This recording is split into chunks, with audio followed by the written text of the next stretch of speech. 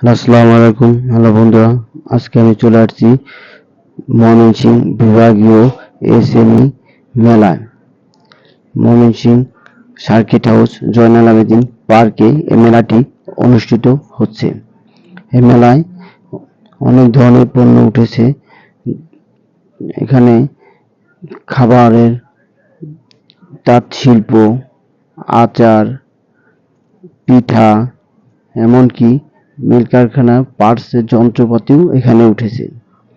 দেখেন, এখানে সামনে মঞ্চ আছে। এখানে অনুষ্ঠান হবে। সন্ধ্যার পরে অনুষ্ঠান হয় প্রতিদিন। এই মেলাটি ৬ তারিখ থেকে শুরু হয়েছে, ১২ তারিখ পর্যন্ত এই মেলাটি অনুষ্ঠিত হবে। অনেক সুন্দর একটা পরিবেশ।